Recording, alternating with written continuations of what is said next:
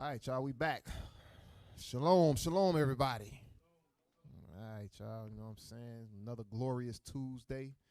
We about to get it in. All right. The title of today's class is The Spiteful and Narcissistic. Beware. I ain't did one of these types of classes in a while, you know what I'm saying? I've been chilling. You know what I'm saying? I've been chilling, you know. But hey, we're back. Give me that in Romans chapter 15 and verse 4. Romans chapter 15 and verse 4 real quick. Come on. The book of Romans chapter 15 and verse 4.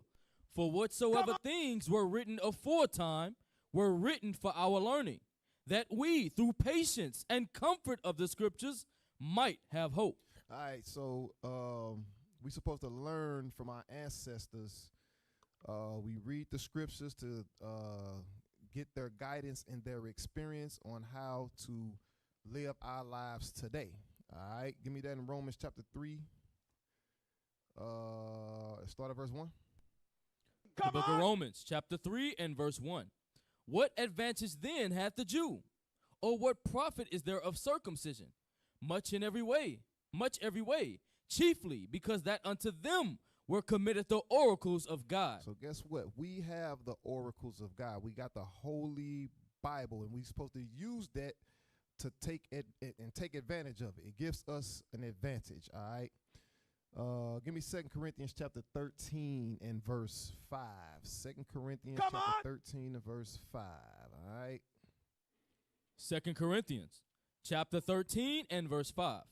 Examine yourselves, whether ye be in the faith. It says, examine yourselves whether ye be in the faith. Now, we got to look at this, right? Because, you know, just because you got on fringes and a border blue, it doesn't necessarily mean you in the faith.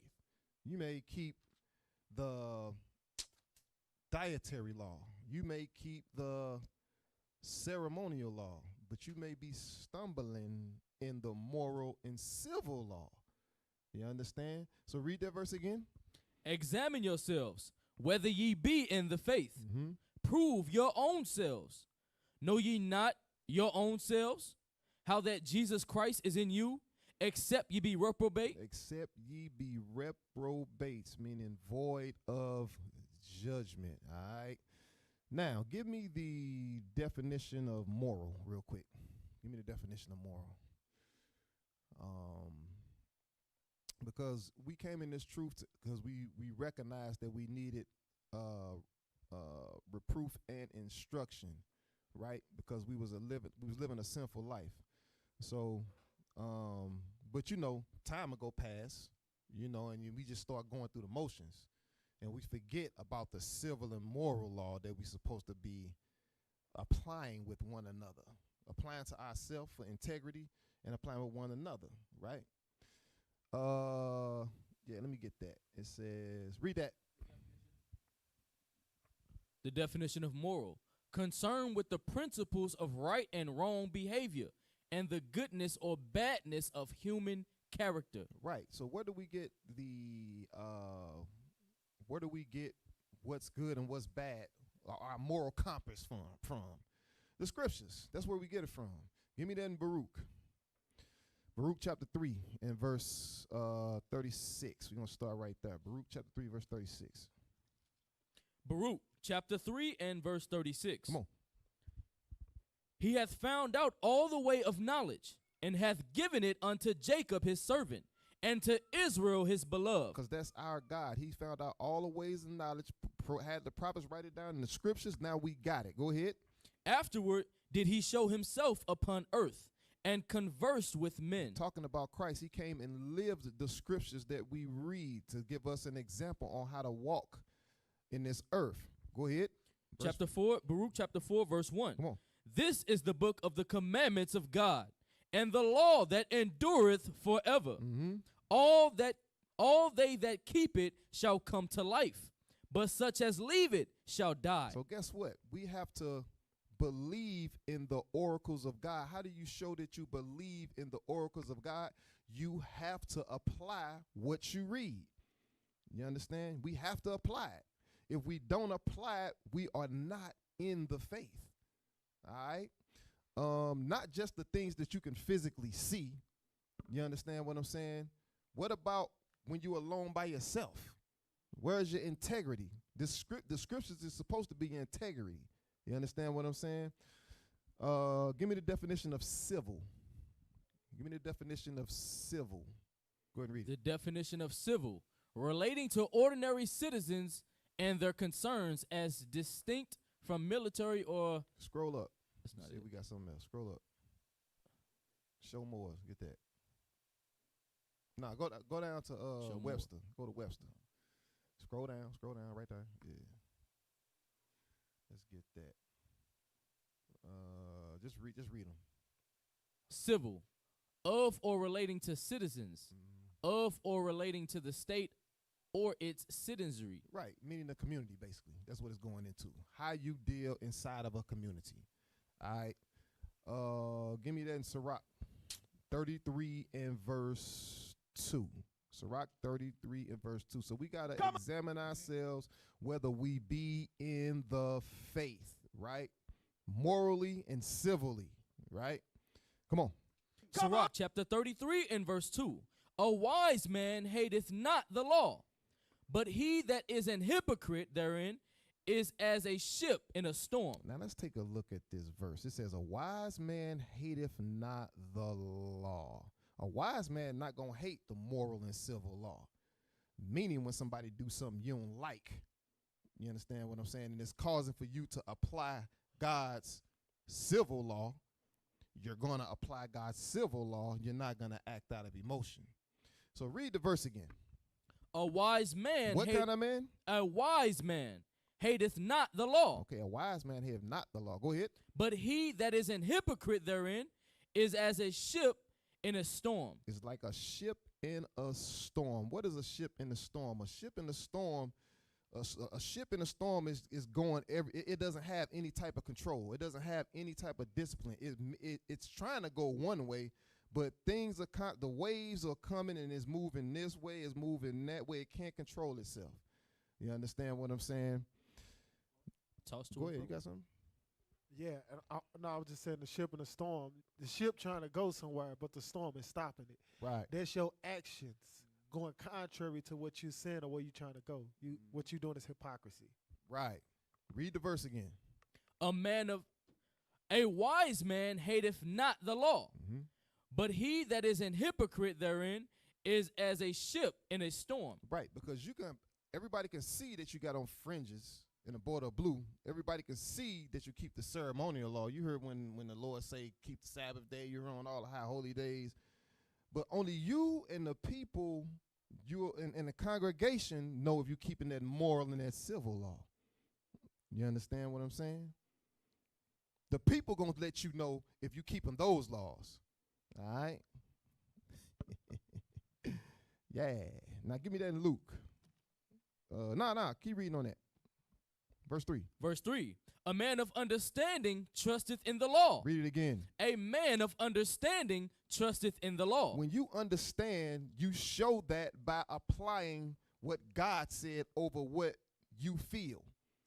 That's when you show that you trust the law. That's when you show that you understand. Right? Read. And the law is faithful unto him. The law is what? And the law is faithful unto him. Meaning it will protect you. Read. As an oracle. See that? Now, Luke chapter 14 and verse 28.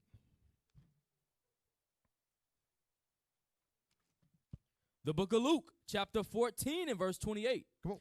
For which of you intending to build a tower sitteth not down first and counteth the cost, whether he have sufficient to finish it?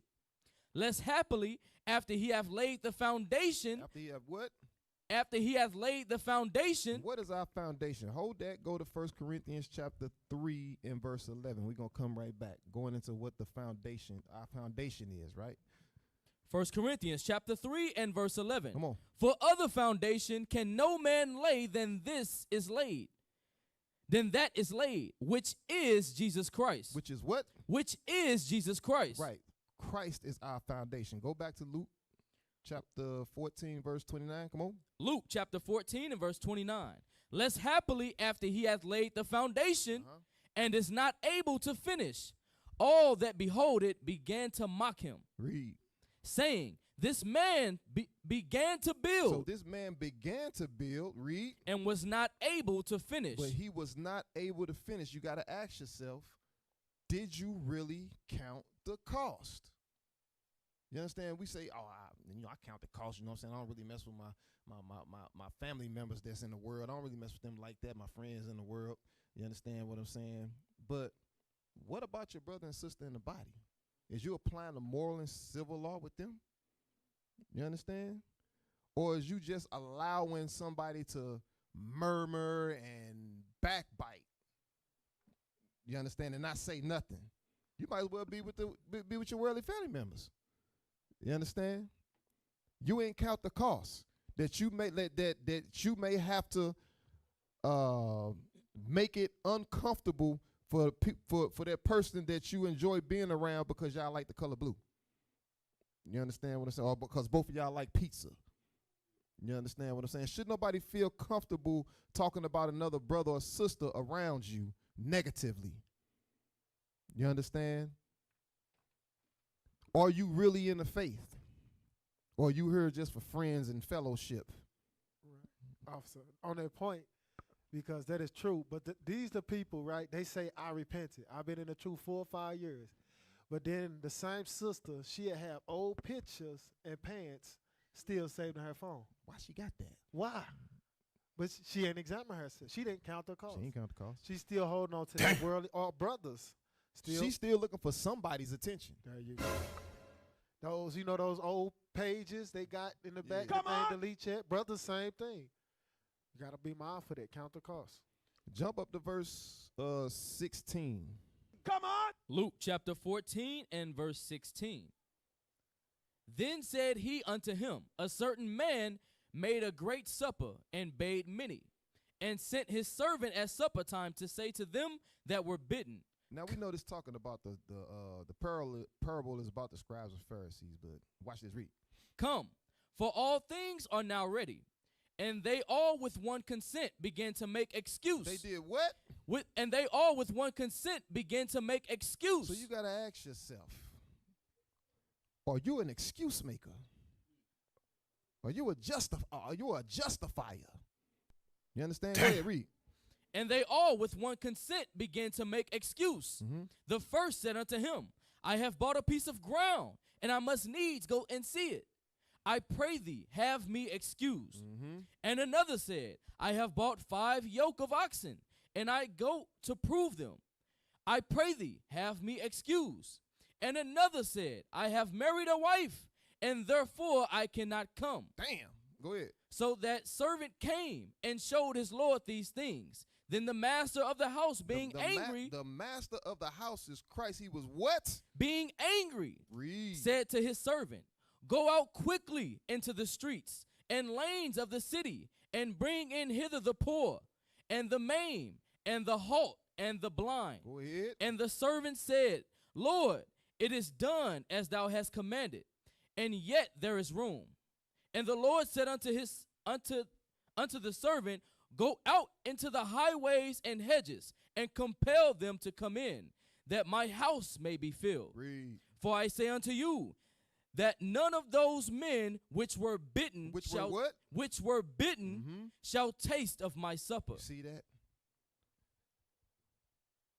Make sure that your actions don't fit the Pharisees. You understand what I'm saying? They knew what they were supposed to do. They knew when the Sabbath was. They wore the fringes. They had on a border of blue. But when it came to the moral and civil laws, they was hypocrites. When it came to dealing with their brothers, they was hypocrites. Their brothers and sisters, they was hypocrites, right? Jump over to Matthew 22. Made excuses. Matthew 22, let's read verse 1. The book of Matthew, chapter 22 and verse 1. Come on. And Jesus answered and spake unto them again by parables, and said, the kingdom of heaven is like unto a certain king, which made a marriage for his son, Come on. and sent forth his servants to call them that were bidden to the wedding, and they would not come. Again he sent forth other servants, saying, tell them which are bidden, behold, I have prepared my dinner. My oxen and my fatlings are killed, and all things are ready. Come unto the marriage. Come on. But they made light of it. They did what? But they made light of it. They made light of it. Go ahead. And went their ways. They made light of the opportunities. A lot of us make light of the opportunity the Lord gave us to get ourselves together. You just going through the motions. You ain't really applying what God said. You understand? Read. But they made light of it and went their ways, one to his farm, another to his merchandise. Meaning, over time, other things became more important than what God said. That's what we do. You understand what I'm saying? That's why it's important that we apply God's law, civil law and moral law with each other consistently so we don't lose focus. Because if you don't, guess what? You're going to become emotional. You're going to become bitter. You're going to be looking for reasons to find evil in a brother or a sister. That's what you're going to do. You're going to revert back to your old ways. Go ahead. You got something? Yeah, I like what you said. You know what I'm saying? Give me Malachi 3:16 because we got to communicate. And you got some people, you'll call them, you'll send them a telegram, they won't respond. They act like they didn't see it. Right. You know? Read that real quick. The book of Malachi, chapter 3 and verse 16. Then they that feared the Lord spake often one to another. You see that? It says, they that feared the Lord spake often one to another. So if you that brother or sister that don't respond to a text or a call, you don't fear the Lord. Why? Because the Lord said they that fear them going to speak often, right? Go ahead. And the Lord hearkened and heard it. And a book of remembrance was written before him. Right, because you got some people that they don't want to be bothered. They see you call. You might have called twice. And then you see them on the Sabbath. And they're going to tell you, oh, I didn't see your phone call. I didn't see your telegram. I did not read it. I was busy. That's a lie. You know, God said we spake often one to another. That's all I got. Yeah, that's crazy in 2025. Somebody saying they didn't see your message. They didn't. Get the hell out of here, man. Damn. Ain't nobody went nowhere without their damn phone. Right. They always looking at it. But anyway. Come on. Give me the definition of spite. Let's get started. Give me the definition of spite. Now, I think I did a class like this a year or two ago. You know what I'm saying? I did a whole class on this, but you know, we're going to touch it again. You know what I'm saying? Just to remind folks. Let's get that. Let me see. The definition of spite. A desire to hurt, annoy, or offend someone. Read that again, man. A desire to hurt, annoy, or offend someone. Some of us rolling in that spirit. That's the same spirit that the Pharisees rolled in when it came to Christ. You understand what I'm saying? Read the next one. Yeah. Deliberately hurt, annoy, or offend someone. You can't wait to get to the school just so you can see what you can do to try to agitate a certain person. They ain't even studying you. You understand what I'm saying? But you just trying to find a way to do something to provoke them to act out of their character. All right. Scroll up. Let's see if there's any more. Get the similar words. Synonyms: upset, hurt, wound, distress, injure, annoy, irritate, vex, displease, provoke, gall, peeve, pet peeve. All right, that's enough. But we got the words Frustrate, we want. aggravate. We got the words we want. You understand what I'm saying? Make sure you're not rolling in that spirit. Make sure you're not in a spiteful, bitter spirit talking about you in the spirit. You understand what I'm saying? And most of the time it be brothers and sisters that have been around for years, but you only see them on the Sabbath. They always got a correction to bring to somebody. You understand what I'm saying? They got a correction. They offended. You know what I'm saying? By the people that's around each other and talking to each other all the time, they offended because they trying to overcompensate for their lack of being around. And it's crazy because they think you don't see it. Anyway, get that in. Give me the video. Give me the video about on Spite 100, I think it is. Why are you so difficult to work with? Me? Because I'm very insecure, so I try and mask it by putting other people down and criticizing them. But it's not very nice. It really Hold up, pause upsets it. people. I know, but it's really difficult. And rewind it and turn it up because I can't hear nothing. I mean, I know she looked like a lichen or, you know what I'm saying, a German shepherd, you know what I'm saying, somewhere she in a shepherd family, but she making a good point right now. You know what I'm saying? Golden retriever. Yeah, golden, that's what it is, golden retriever, you know what I'm saying? She looking like Lassie. Go ahead. Why are you so difficult to work with? Me? Because I'm very insecure, so I try and mask it by putting other people down and criticizing them. But it's not very nice. It really upsets people. I know, but it's really difficult for me to consider other people's perspective. I tend to just think about myself. I thought that you didn't like me. No, the way I treat you has nothing to do with you. When you come to me with genuine concerns, I take it very personally, and that puts me in touch with my insecurities, which I can't bear. That sounds really uncomfortable. Is there anything you can do about it? Absolutely. If I choose to work on myself, I can definitely change. I have to want to, though, and you can't change me. You see that? Now, that was a very edifying little discourse right there.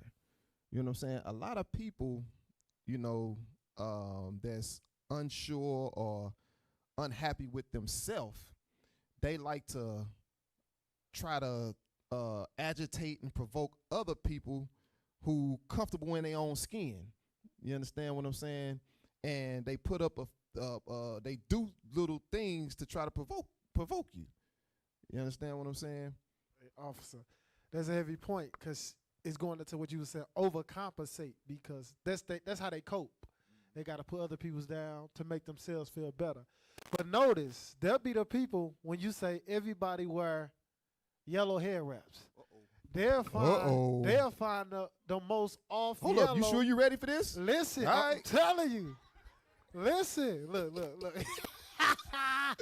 He I trying got to your tell back, me, brother. I got your back, thanks. brother. Security. Yeah. Well, listen, but no, because it be small details like that. You'll overcompensate to try to stand out. You understand? Because you lack. That's an alter ego you have because you not doing right.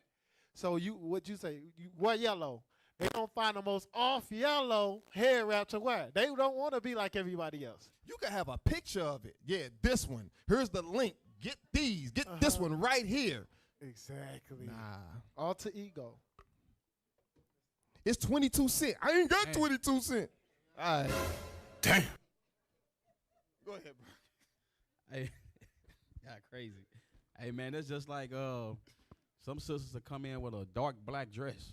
Oh, man. Like, hey, you know, the ones that be wearing all black. Yeah, all black. Like it's like why? You know, I never understood that. But give me Ciroc 25 and 17. You know, and then you will see it mostly be the sisters. They'll come in here just looking angry. They'll come in here, you know, they don't have a smile on their face. They don't, you know, I don't know why. It's the Sabbath. God say be joyful, right? Read that scripture. Sirach chapter 25 and verse 17. The wickedness of a woman changeth her face. You see that? The Lord say the wickedness of a woman changes her face. Go ahead. And darkeneth her countenance like sackcloth. You see that? The Lord say you going to darken your countenance. Some sisters come in here looking dark. Why? They got that black, that guy on the all black, and think we don't know what that means. Right. Exactly. The Lord got it written down. You know, this supposed to be the place of worship. You supposed to come in here happy, joyful. You know, don't come in here all sad and looking mad because you will try to put that spirit on other people. That's all I got. Yeah, sister walking in with the all black on, sister trying to give her a hug, and she looking at you like, what's wrong with you? Like, what? This is supposed to be a joyous occasion. You came dressed like you going to a funeral. Somebody died. Like yeah, Darth you. Vader. Because you got the all black on. Anyway. Get Sirach. Let's see. Get Sirach 13 and verse 15. I want that. Sirach 13 verse 15. Come on. Sirach chapter 13 and verse 15. Come on. Every beast loveth his kind, and every man loveth his neighbor. Read. All flesh consorteth according to kind, and a man will cleave to his like. Now, if you around this brother or sister that's got that Pharisee spirit, you got it too. You understand? And if you try to correct them on it and they ain't listening and you still around them like that, it's just a matter of time before you just like that. The scriptures say the wicked seduceth the righteous. It's only a matter of time. You know what's crazy, man? You know, you got some brothers get mad when you question them where they at on the Sabbath.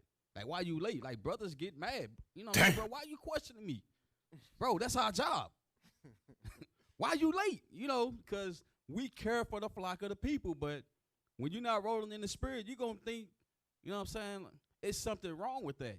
You're going to think we picking on you. No, we not picking on you. You concerned, and Right. they looking at you like, wait, you trying to, you You on my business. right, you all in my business, bro. You ain't supposed to have no business on the Sabbath, no way. Like, Exactly. you know. Hey, yeah, that's it. Anyway, Ephesians 4. Ephesians chapter 4, and let's get 23, man. We here to renew our spirits. You understand what I'm saying? So, you know, this is what it look like. Go ahead, read that. The book of Ephesians, chapter 4 and verse 23. Come on. And be renewed in the spirit of your mind. In the spirit of your what? Of your mind. In your mind. In your mind. You understand what I'm saying? Because, listen, we got classes coming out all day long. You understand what I'm saying? Your mind should be changing. You understand? You should be receiving something. You should be growing in the spirit. A lot of y'all ain't growing. A lot of us ain't growing in the spirit. You can tell by your actions. You understand? Read. And that ye put on the new man, which after God is created in righteousness. Created in what? In righteousness. In righteousness, read. And true holiness. Righteousness is keeping God's laws, statutes, and commandments, the dietary, ceremonial, moral, and civil. All right?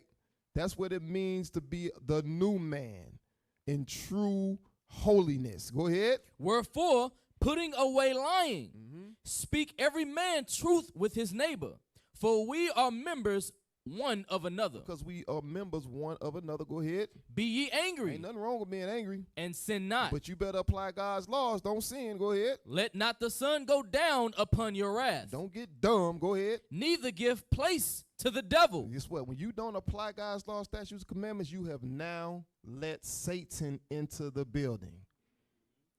You understand that? Read.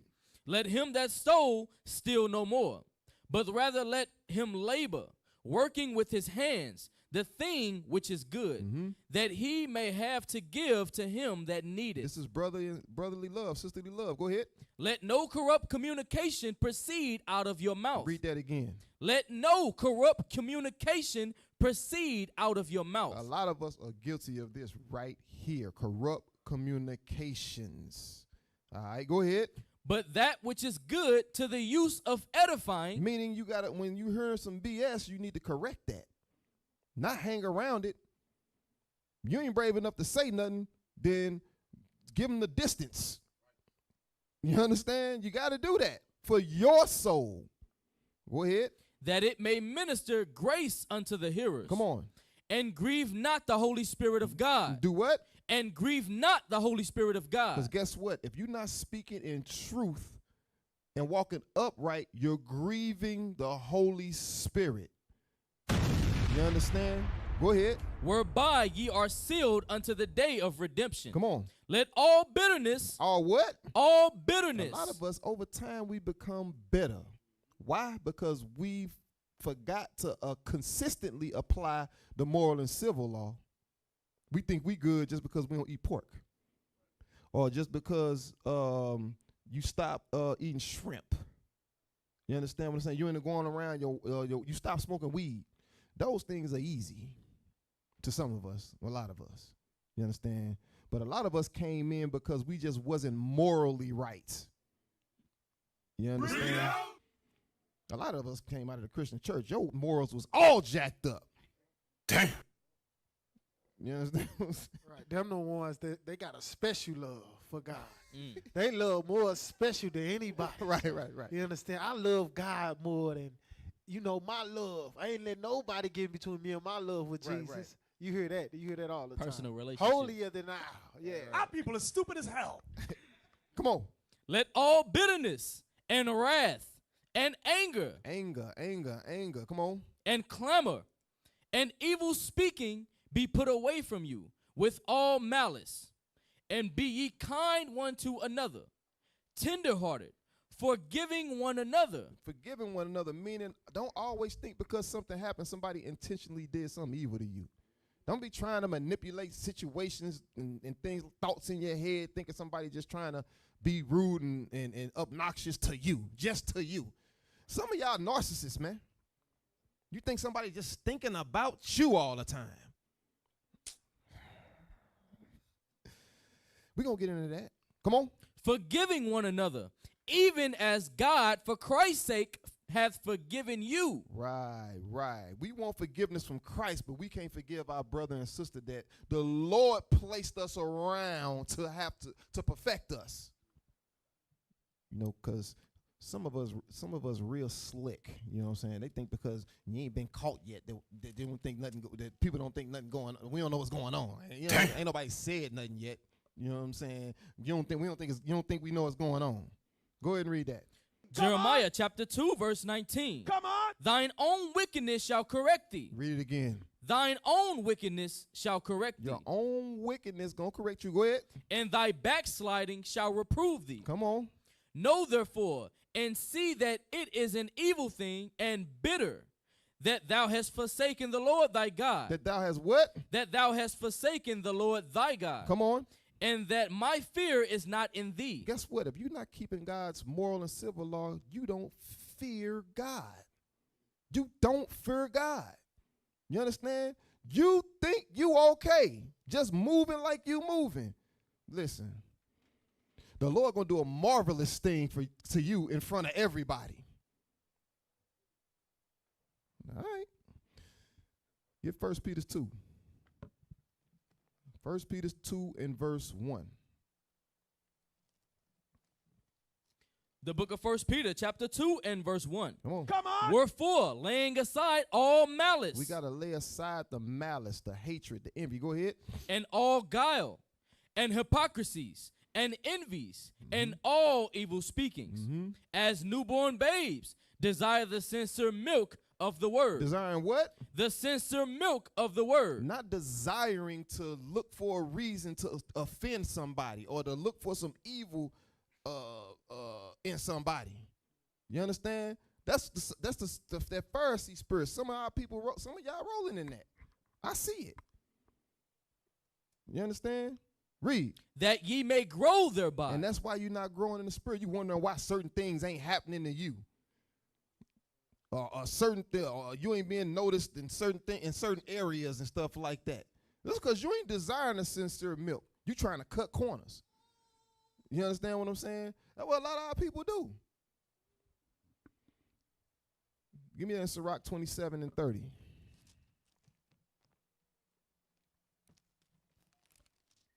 The book of Sirach, chapter 27 and verse 30. Come on. Malice and wrath, even these are abominations. They are what? Even these are abominations. That's how the Lord feels about you when you just act as if he doesn't have a moral and civil law. You full of malice and wrath, and the Lord feels like that's a disgusting thing. He's looking at you like you disgusting. Go ahead. And the sinful man shall have them both. And you're in the midst of sin. That's the point. You're in the midst of sin. If you're doing all this evil speaking, you manipulating situations to try to provoke somebody, you coming in this congregation trying to offend the brother or sister, you're in the midst of sin. And it's going to be a beautiful thing that the Lord do to you in front of everybody if you don't correct it. All righty. Go back to 1 Peter 2 and verse 24. 2 and verse 21. Being spiteful and petty, that's just an abomination to God. It just is what it is. 1 Peter chapter 2 and verse 21. Come on. 1 Peter chapter 2 and verse 21.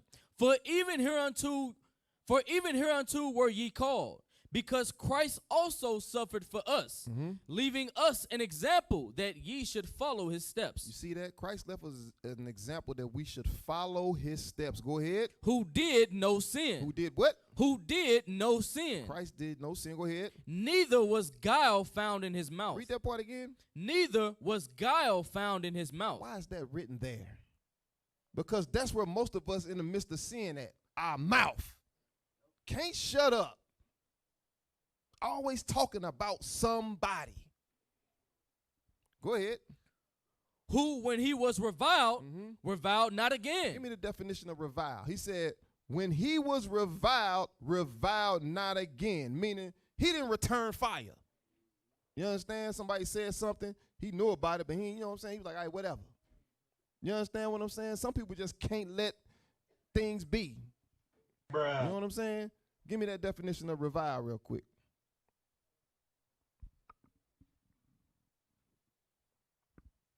You got it?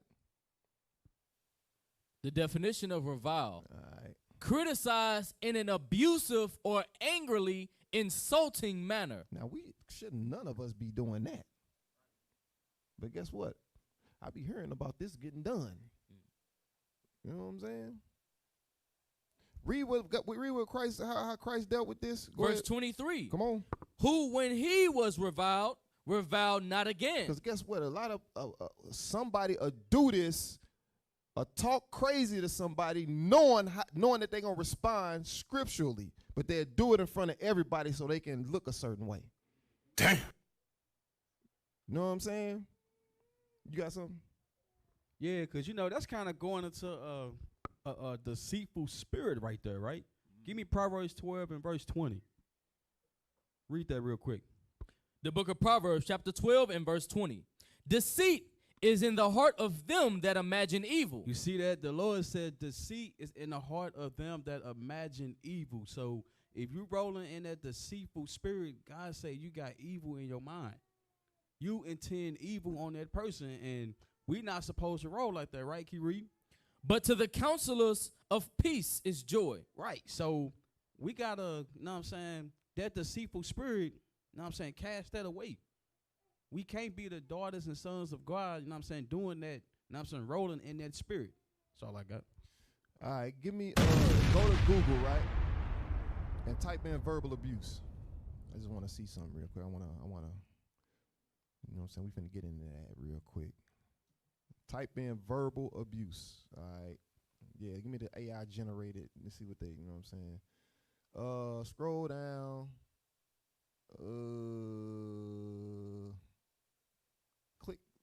Wait a minute. Let me click one of these. How to shit. No. What is considered verbal abuse? Yeah. Click the drop down on that. Yeah. See what they say. Yeah. Read that. Verbal abuse is the harmful use of language to control, intimidate. To what? To control. Okay. Intimidate, or hurt someone. Come on. It can include behaviors such as name calling, belittling, or using controlling or threatening language. Verbal abuse may also happen with other forms of emotional abuse. Now, guess what? You know what I'm saying? A lot of sisters, particularly, they like to use Matthew 18 to control somebody.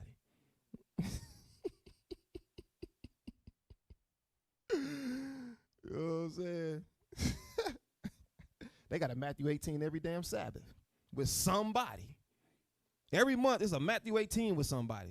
Something wrong with you. That mean you the problem, don't it? Yeah. You the common denominator in every problem. Crazy word.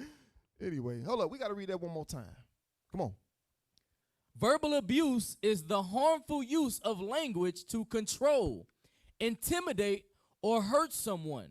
It can include behaviors such as name calling, belittling, or using controlling or threatening language.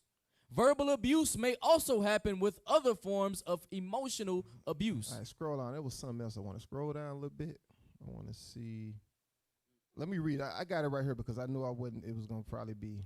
I just want to read this real quick. It says verbal abuse. Verbal abuse means using negative words and language that cause harm.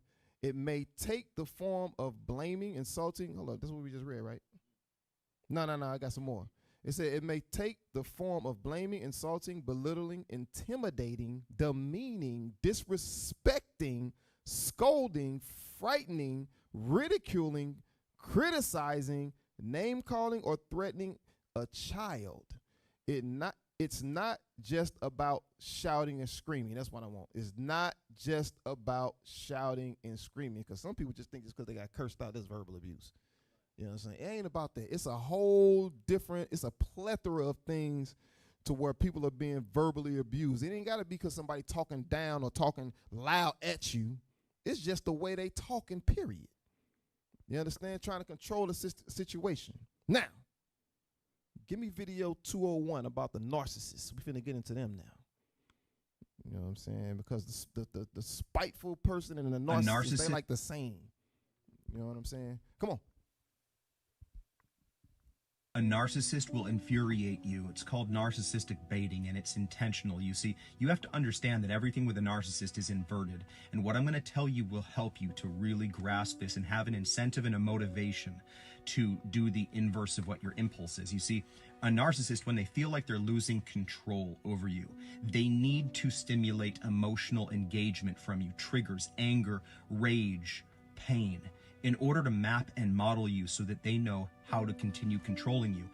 Ultimately, it gives them supply, and it keeps them significant and grandiose and superior over you. So your impulse is going to be to clarify, to fight back, to defend your honor. Pause. The problem is this is exactly what they're looking for. You see that? They'll try to provoke you. They'll try to provoke you, and your impulse is to fight back. And that's what a narcissist wants. They want you to fight back. They want you to respond. And then they're just going to sit back. And you looking crazy. After they did A, B, C, D, and E, nobody else saw. You understand what I'm saying? But then when they got to F, you responded, you loud and belligerent, that's what everybody see. And they acting like they the victim now. You understand? That's why Christ said, read that in 1 Peter again. Is you still there? Yes, sir. 1 Peter 2 and 23. Go ahead. Who, when he was reviled, verbally abused, reviled not again. He didn't respond the same way. He didn't fire back. Go ahead. When he suffered, he threatened not. You see that? But go ahead. Let's finish with the video. So instead, in this inverted reality, you have to understand their greatest fear is that you are indifferent to them, that you render them insignificant, that their opinion doesn't matter. They're like a child. They don't know anything. And when you treat them that way and render them insignificant, that is their greatest fear, because they can no longer control you. They have no developed ego to be able to defend against that either.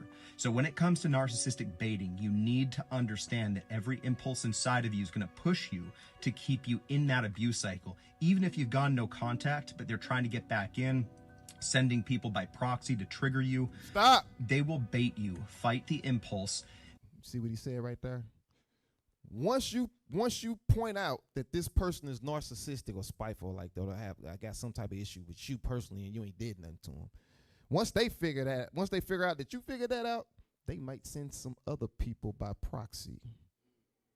You understand what I'm saying? Start talking, planting seeds in other people's mind about you, trying to get other people to think the same, feel the same way about you that they feel about you. They don't know you. You understand what I'm saying? But they trying to paint a picture of you to, you understand what I'm saying? This is what a narcissist does. Go ahead, rewind it just a little bit. Narcissistic baiting, you need to understand that every impulse inside of you is going to push you to keep you in that abuse cycle. Even if you've gone no contact, but they're trying to get back in, sending people by proxy to trigger you, they will bait you. Fight the impulse. That stimulus that they're getting out of you is feeding them and hurting you. Respond to it like they provoke you. When they provoke you and you respond to it, that's feeding them. They got control of you. You understand what I'm saying? So who you gonna let control you? The devil or the Most High? You understand? Christ said he didn't revile not. Let the Lord, listen, he said, vengeance is mine. Yep. Let the Lord deal with that person. You understand what I'm saying? I ain't saying be no rug or no damn no pushover, no floor mat or nothing like that. Right. You understand what I'm saying? But some people you just gotta hey, just speak and that's it.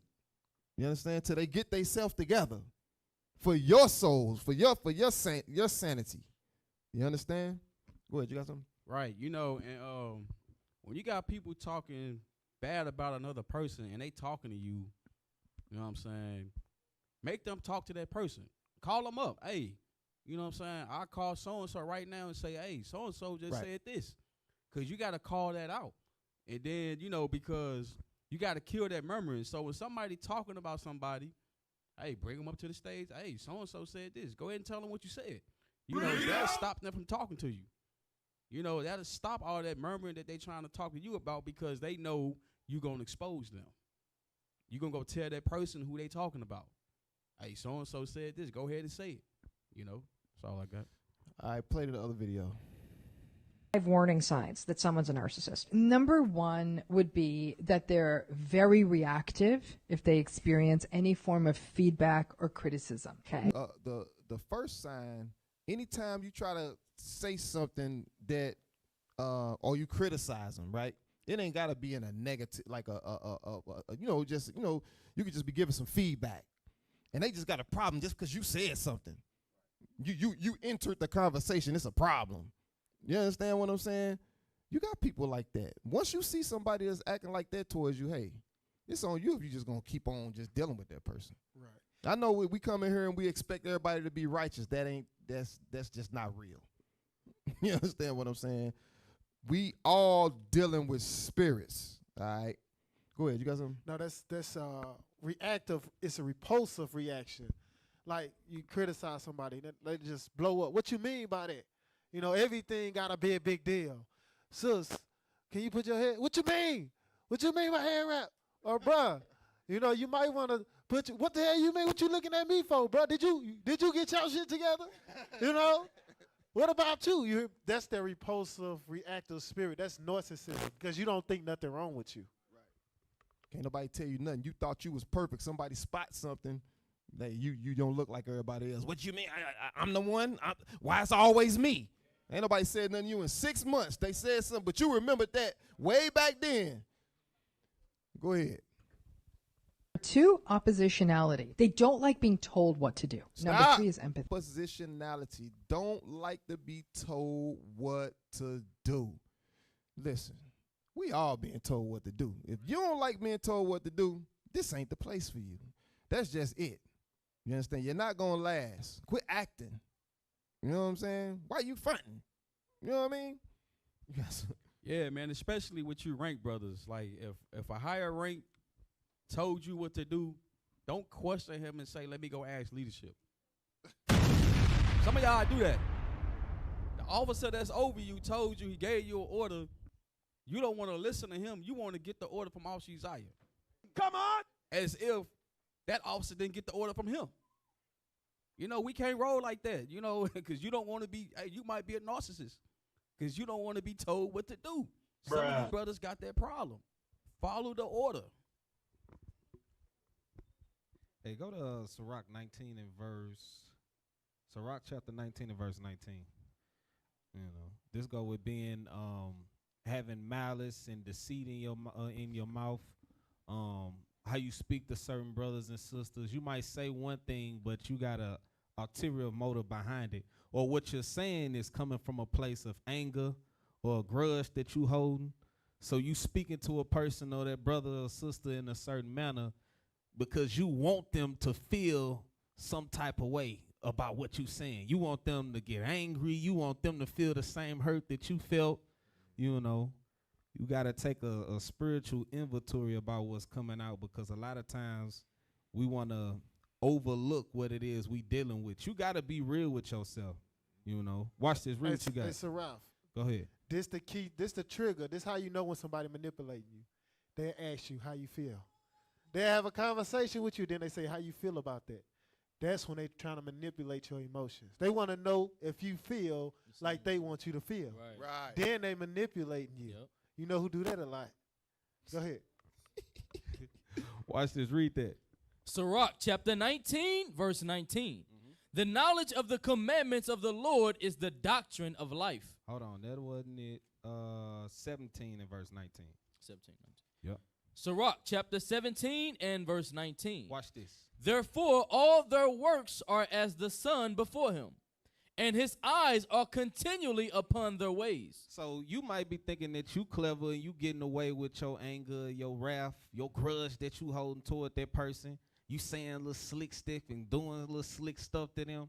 The Lord said all your works is like the sun before him. You can't look up into the sky and not see the sun. Sometimes the sun's so bright you put your hand over your face, you can still see the sun.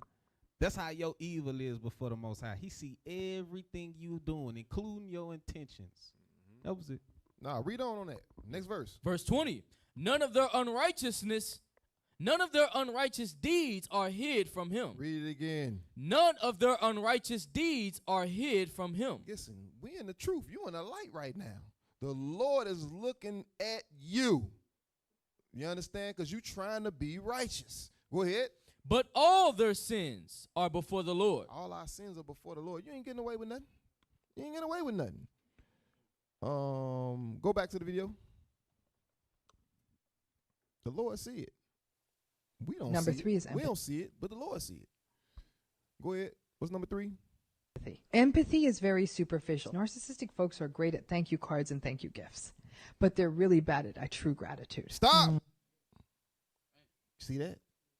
See, I ain't know this about a narcissist. Play that again. We got to see what's going on. Narcissistic folks are great at thank you cards and thank you gifts, but they're really bad at true gratitude. See, The fourth, they good at thank you cards and gifts, but they really don't mean it. You understand what I'm saying? They know they messed up. They got a gift for you. That's what it is. This manipulation. They know they did that dirty thing to you. They said something, you know, you found out about it. And as soon as you see them, they got a gift waiting on you to try to soften the blow. You understand? I'm telling you, you got to pay attention to these types of people. You know what I'm saying? Damn. They in this truth. They in this truth. They keep the Sabbath. Bring it out. All right? And you be like, damn, what's this gift for? Right. Why you give me this? Thank you for what? You know how you got to question somebody when they say thank you for what? What I do? Why you give me this? It's manipulation. That's it. What it is. Come on. would say is egocentricity. It's really hard for them to not hijack a conversation, interrupt people, and constantly make it about themselves. And what is the fifth sign? Stop. Play it again. Play it again. We gotta listen. We gotta get these things. This is a wise whatever the hell she is. Who gives a damn? Well, she's a future slave. Let's leave it at that. You know what I'm saying? She's a future slave. But let's see what this slave got to say. Come on. Egocentricity. It's really hard for them to not hijack a conversation, interrupt people, and constantly make it about themselves. Stop. See that? You could be speaking like they just gotta interrupt you. They can't let you speak for long periods of time. You understand what I'm saying? Because they have to say something. Especially you got somebody, you got people attention, they just gotta make themselves known. You understand what I'm saying? Yes, and she said hijack a conversation. You the one started the conversation, you talking about it. But this person, just because it's you, they got to say something and then just keep talking so you don't say nothing. Go ahead. Hey man, that be some of them brothers. You be going over a scripture and you got this one brother just jump in, and try to give his 2 cents. You're like, who asked you? Bro, be quiet. Bro, we know you got 20 precepts. Right. You know what I'm saying? Like, hey, that be some brothers, man. You know, you going over the precepts, you breaking it down. He just got to jump in and whoop, wop, wop, wop. You know, be like, bro, what you doing? Be quiet. You know, hey, just saying. You might be a narcissist. She said make the conversation about you. Right. They hijacked the conversation. Yeah. And now the whole conversation about them. Right. And everybody in the conversation looking at them like, how we get here? Right. Exactly. We talking about your life story now. We was having Right, a conversation. yeah. That's how it be, man. It's ironic that the woman going over this, right? Yeah.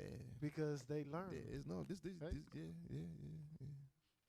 This is, But yeah, come on. I think this might be it. But go ahead, play it. What is the fifth sign? Constantly having to put other people down to lift them up. I have at least one person, very prominent person, that I have in my mind, in my life, and I'm like, check. And I'll throw in a sixth sign. I have a pit in my stomach. No, that's it. So constantly having to put someone down to lift yourself up. That means somebody may be talking good about a certain person, and then you end up saying something negative about that person. You understand what I'm saying? A lot of, sisters do that stuff a lot. You understand what I'm saying? Brothers, not so much, but on that sister side, y'all do that. You know what I'm saying? But anyway, all right, go to Google and give me the AI overview of narcissists. You know what I'm saying? We gotta break this thing down. You know what I'm saying? All right, read that.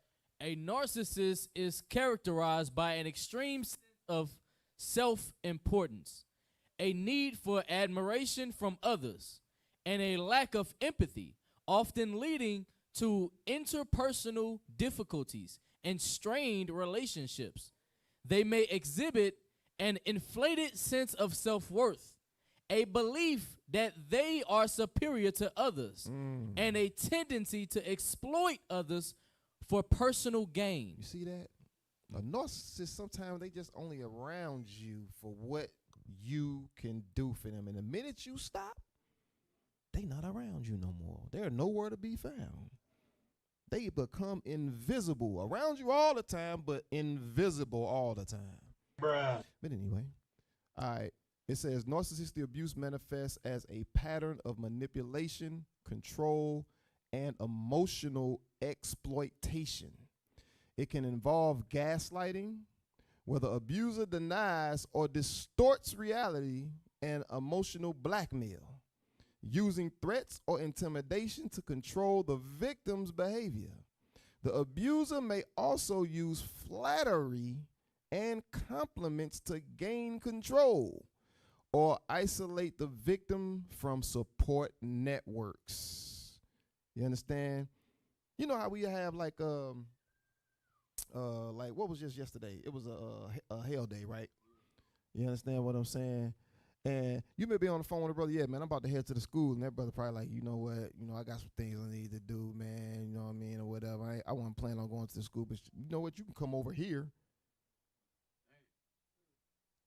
But they seen the announcements that, the righteousness is going to be meeting at school, but you like, nah, I'm going to chill at, oh boy, at this brother crib at his house. You understand what I'm saying? That's isolating you. You understand what I'm saying? As hell. That's just an example. That's just a little example right there. You can say it on the mic, bro. You feel like you don't need to be around everybody else. You just better. I don't need to be around them. I'm good. Y'all can come over here. Right. You got to set the stage where you're the center of attention. Well, why you getting that? Give me Ciroc, man. Let me see. Go to 2 Corinthians 13:5 first again. And you know what I'm saying? While they figure out how to go back to the damn classroom chat telegram again. 2 Corinthians chapter 13 and verse 5. Come on. Examine yourselves, whether ye be in the faith. So you got to examine yourself up. All the things we just read, you got to examine. Are you guilty of any of these things? Go ahead. Prove your own selves. Do what? Prove your own selves. We all have to prove ourselves. You understand what I'm saying? We all have to prove whether we are really in the faith. Give me that Sirach chapter 30. You know what I'm talking about? Sirach 38 and hold on, let me get there. 37:27. Sirach chapter 37 and verse 27. Come on. My son, prove thy soul in thy life. Do what? Prove thy soul in thy life. Come on. And see what is evil for it. And see what is evil for it. Listen, everybody ain't good for your spirit. You understand what I'm saying? You have to make that decision. You have to weigh people's actions like the Lord says and decide if he or she is good for you to be around. You understand what I'm saying? Go ahead. And give not that unto it. And give not that unto it. Go ahead. Read. Verse 28.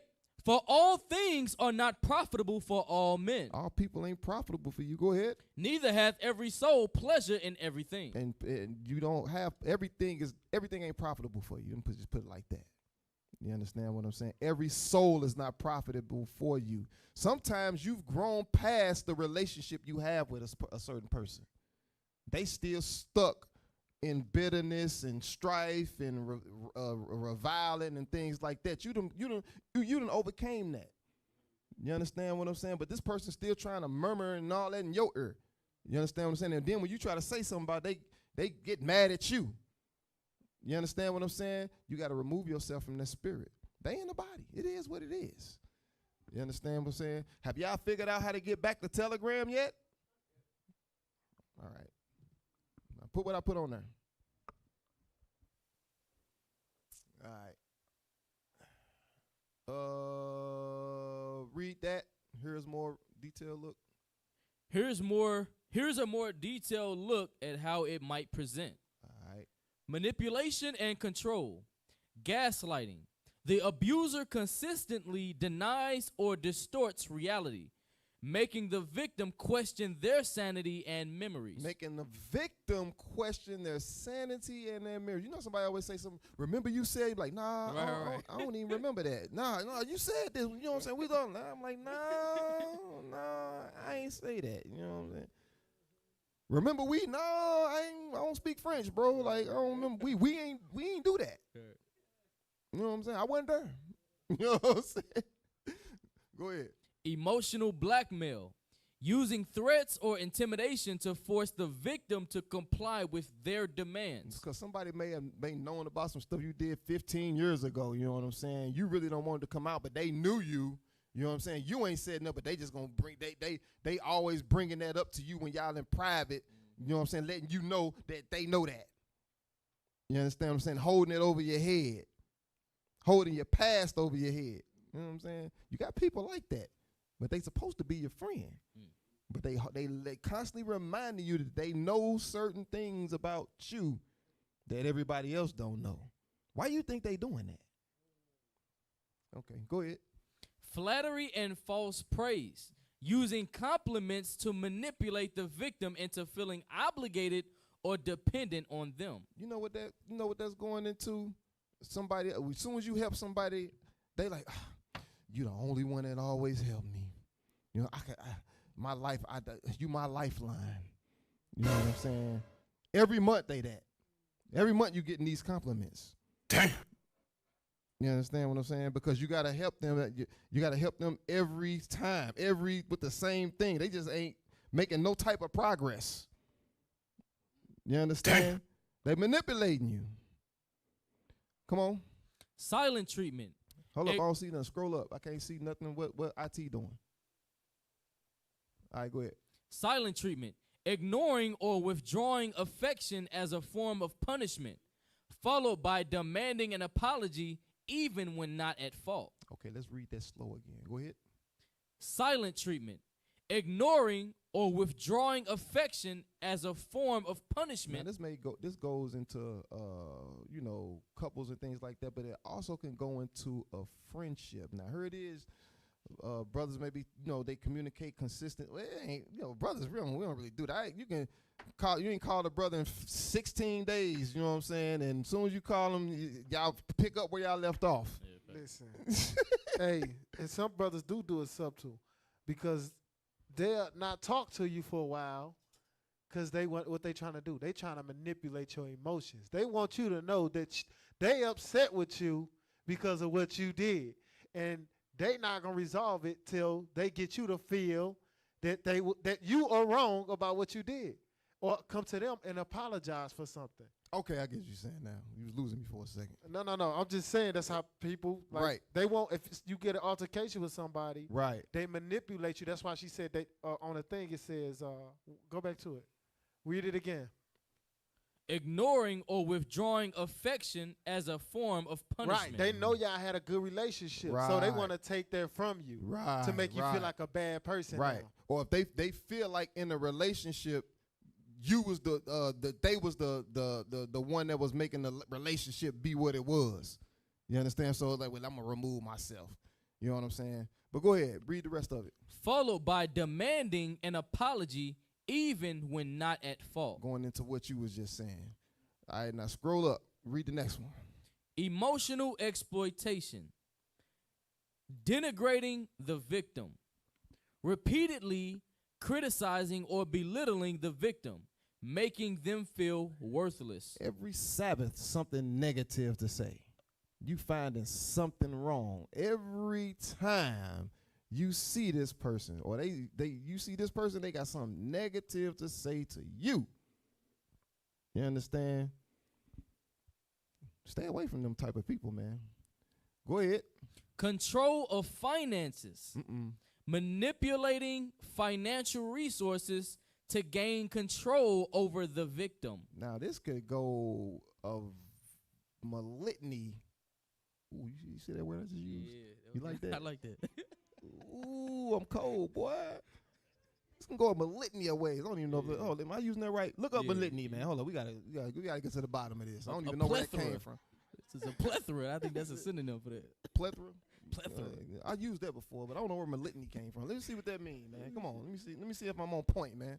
Y'all know how to spell it? They don't know. It take another 30 minutes. Man, we about to lose the whole whole class about to shut down right now. Look at Simeon. Look at Simeon's face right now. He lost. He pressing every button. Escape. He in the keyboard like this with his whole hand. Lord have mercy. Never mind, man. Never mind. We ain't even finna.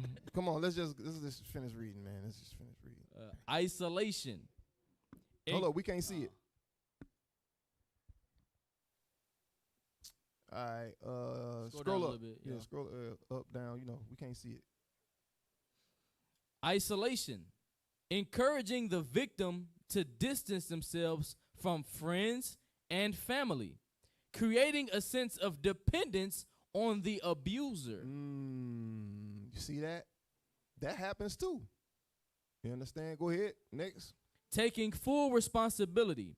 Often taking responsibility for the abuser's actions and behaviors despite their own lack of accountability. Next. Other tactics. Promising and then withdrawing. Making promises or giving the impression of commitment only to later retract them. Now, let's read that again. Now, people do this. Read it again. Other tactics. I like that one. Other tactics. Promising and then withdrawing. Now, a lot of people do this. You know what I'm saying? I don't even know if they're aware of it. Promising to do something or giving the impression like you're going to do something and then always withdrawing. End up not doing it, basically. You know what I'm saying? Go ahead. Making promises or giving the impression of commitment only to later retract them. Man, go ahead. Using guilt and shame. Making the victim feel guilty or shame for any perceived actions or words. Right. You know what I'm saying?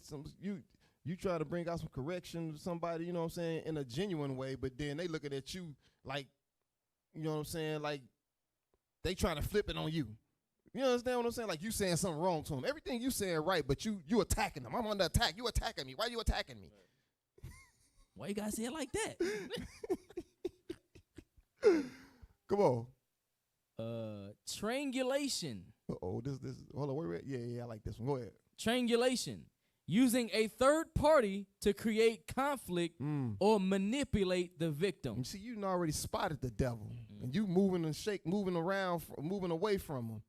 So now they done planted seeds in this person's mind, that person's mind.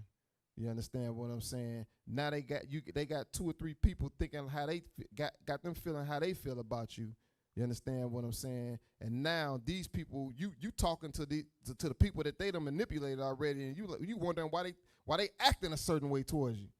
You know what I'm saying? Like, oh, why you what happened? Something's happened. You understand what I'm saying? That's how you know. But go ahead. Important considerations. It's a pattern. narcissistic abuse is not a single incident, but a reoccurring pattern of behavior. Right, it's consistent. You understand what I'm saying? When all of these things that we seeing, it ain't a one-time act. It happens all the time with these people. You understand what I'm saying? I hope you taking notes. Hey, so because I know people gonna hear this class, and you could probably find yourself in one of those Definitely. 2, 3, 4, 5 of those categories, but it's not consistent. Somebody gonna use this to say you're narcissistic. Right. That's talking about somebody. That's their behavior. That's what they always do. They always do that. You understand? That's who you know them for. I might do it one time. That don't mean I'm narcissistic. You understand? So just be mindful of that. Right. Yeah, I'm glad you said that. Somebody they looking at the class right now like, yeah, see, she did me like that. Yeah. In 2017. Right. Yeah. Damn. No. We gotta keep reading.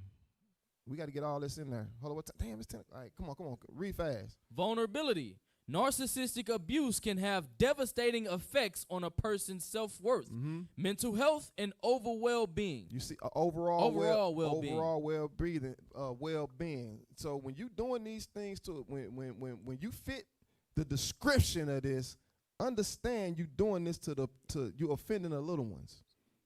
You understand what I'm saying? And you know what Christ said about offending the little ones. All right. Matter of fact, let's read that real quick. You know what I'm talking about? Is it Matthew 18:5? The book of Matthew, chapter 18 and verse 5. 6.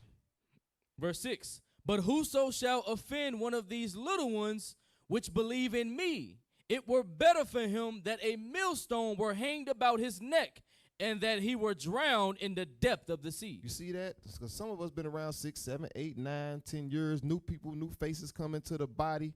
You understand what I'm saying? They trying to find their way. And instead of you being compassionate and empathetic, you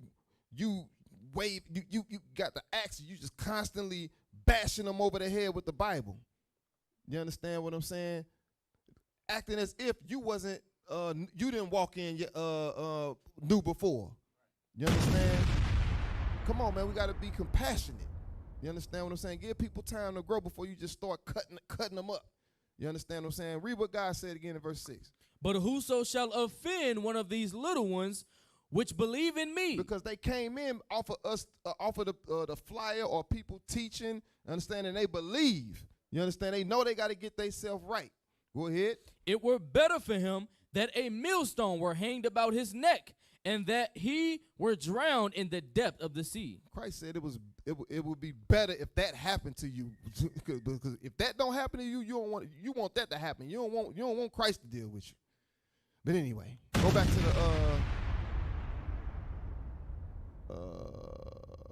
to that thingamajigger. Healing is possible. Recognizing the abuse and seeking support from professionals can be crucial for healing and recovery. Hey, listen, the professionals is the prophets. That's right. Not sitting on a damn white man couch. Give me that in Psalm chapter 107 and verse 20. And I'm going to wrap this up because we're going too long. Psalms 107 and verse 20. Come on. Psalms chapter 107 and verse 20. He sent his word and healed them and delivered them from their destructions. You see that? The word is meant to heal us. The word of God is to guide and protect us from the spiteful and the narcissistic. You understand? All you got to do is follow it. All you got to do is apply it. Give me 1 John chapter 2 and verse 9.